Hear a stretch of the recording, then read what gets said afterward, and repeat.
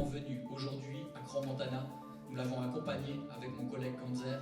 Pour un moment, nous avons pu nous entretenir avec la ministre française de la Santé, Madame Rist, qui m'a assuré. Dans le cas présent, l'Office cantonal du feu n'a jamais été nanti d'un rapport de défectuosité ou de non-conformité sur ce bâtiment.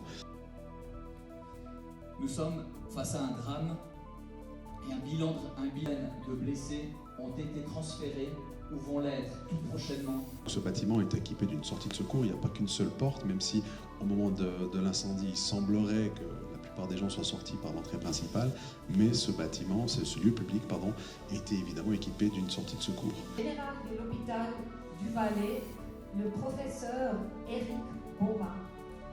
Max, la parole. Merci, lieutenant-colonel.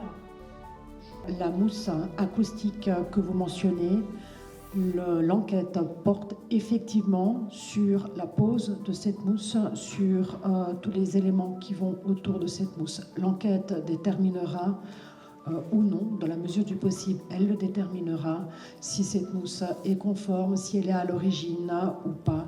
Et vraiment, l'enquête portera là-dessus. À l'issue de cette conférence de presse, je me rendrai à l'hôpital pour soutenir des patients, échanger avec les équipes sur place et je tiens à saluer. Concernant les bougies incandescentes, c'est une hypothèse qui est privilégiée et qui tend à se confirmer.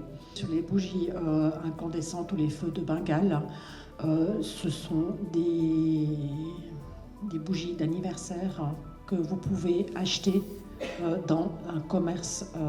Nous tous y avons accès. En ce qui concerne le fait qu'il soit possible de les utiliser ou non dans un endroit fermé ou confiné, l'enquête se poursuit à ce propos et une réponse sera donnée. Merci. On va nous parler de l'important engagement de l'ECVS.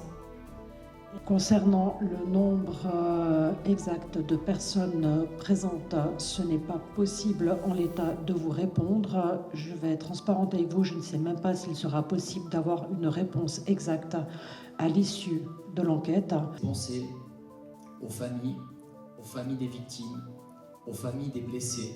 Sont venus de l'étranger et en particulier de pays limitrophes.